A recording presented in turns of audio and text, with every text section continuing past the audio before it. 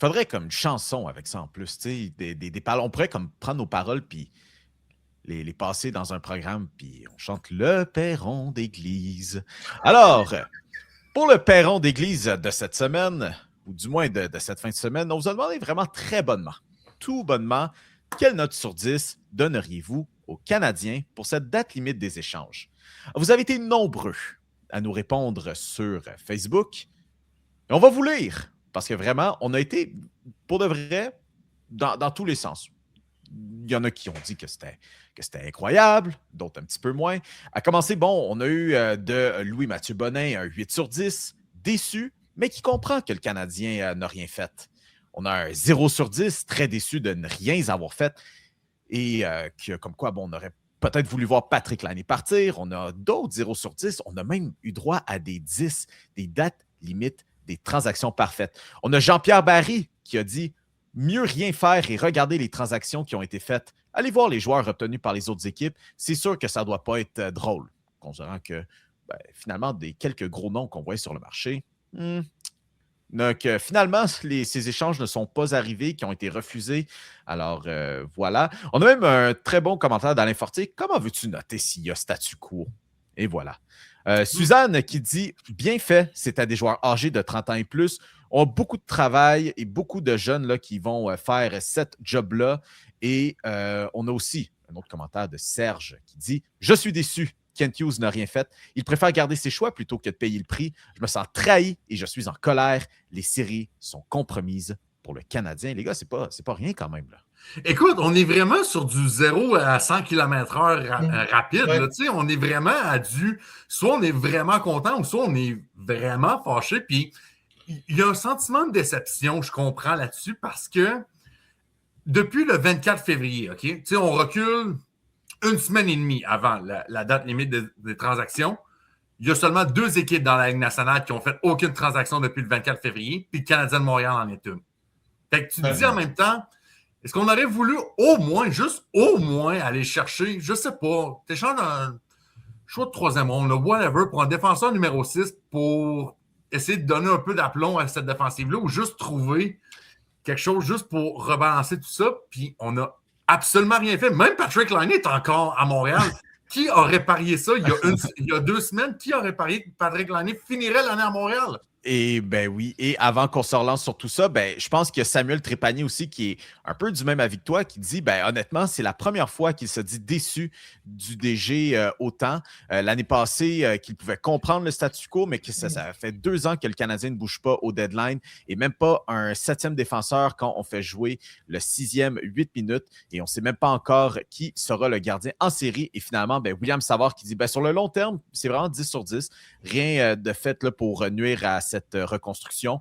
Ben, sur le court terme, il n'y a pas eu à sacrifier le long moyen terme pour prendre une chance à la roulette russe de win cette année. Donc, 0 sur 10 dans ce cas-là. Et qui se dit personnellement qu'il n'y voit pas là, qui était disponible à bon prix, qui aurait fait une si grande différence à nommer, là, par exemple, Colton Parayko. Mais même Colton Parayko n'a pas voulu lever sa clause. Donc, ben, écoutez, les gens à la maison, si jamais vous voulez regarder tout ça, là, ben, allez sur notre groupe Facebook, les Superfans des Tigers de Guangdong, où vous pourrez interagir avec nous, ou même notre page Facebook, la Triple Menace, pour interagir, tout ça.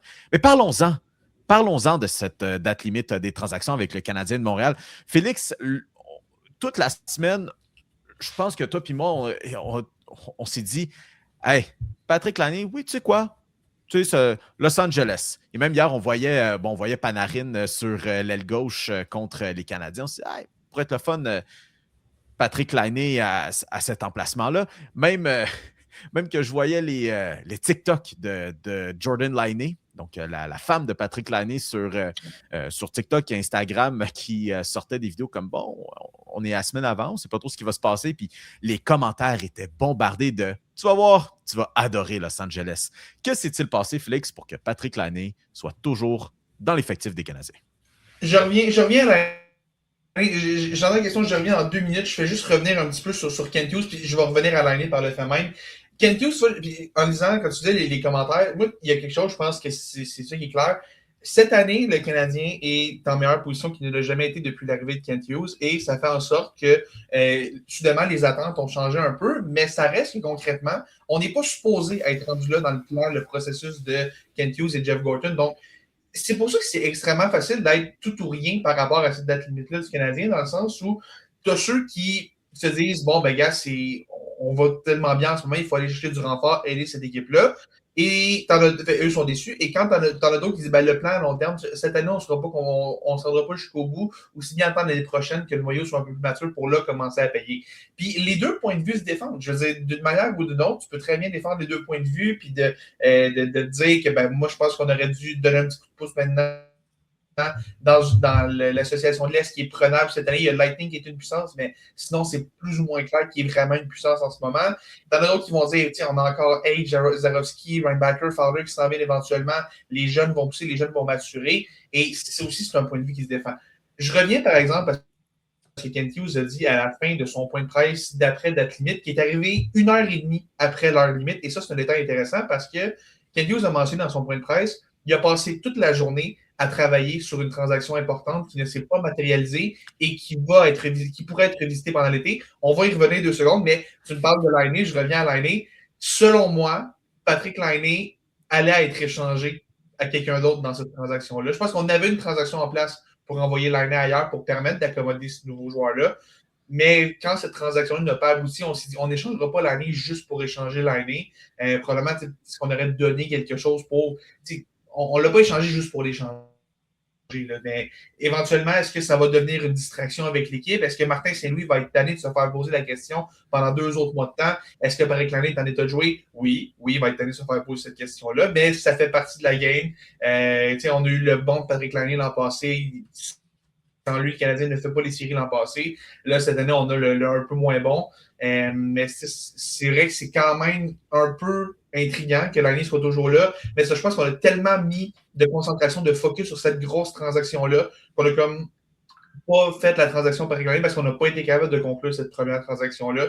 Et le besoin d'échanger l'année dans les circonstances n'était donc pas aussi important qu'il l'aurait été si cette autre transaction-là avait abouti.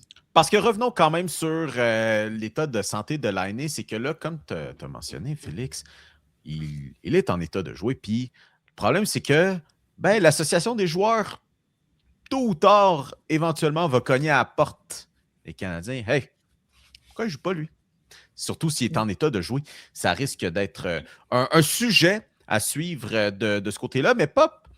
Mettons un peu là, nos chapeaux d'aluminium, parce que Félix a mentionné tout ça, puis on vous a lu aussi là, sur les réseaux sociaux, même dans nos propres messages personnels à chacun. Est-ce que la transaction dont Kent Hughes peut-être parle, ou du fait que son point de presse a été repoussé continuellement, c'est parce qu'on finalisait un échange peut-être avec Nassim Kadri? Pop, d'après toi, qui est l'identité de ce joueur mystérieux, peut-être, dans cette transaction-là, si on veut rêver un peu, là? Écoute, là, on va se mettre des paramètres ici. Mettons, on va prendre une équipe qui est clairement un vendeur. Tu sais, je pense pas qu'une équipe comme Colorado... Tu sais, ça m'étonnerait que le Lightning vende Nikita Kucherov. Tu sais, on peut s'entendre un peu là-dessus. Tu crois? Non, écoute, 10 out of 10 analysis ici. Mais moi, j'ai essayé de faire par élimination, puis dans mon calcul, j'ai pris pour acquis que Kent Hughes voulait aller chercher ensemble dans cette transaction-là. Sais-tu quoi?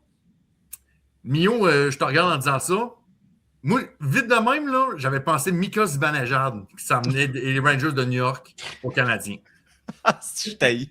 Non, mais le pire, c'est que je veux même pas ça pour troller. C'est vraiment ça que je pensais. Moi, c'est ma théorie. Si j'avais à deviner dans des informations que je ne possède aucunement... Je m'en fous, je t'haïs. Je sais. Pas grave.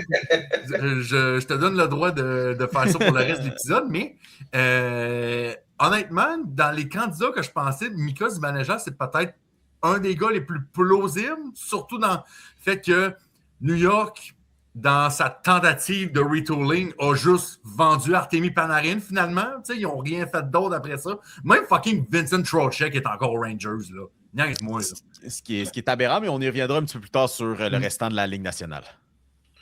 C'est quelque chose. Puis écoute, moi, tu vois, je pense Zibanejad, c'est intéressant. C'est possible que ce soit ça.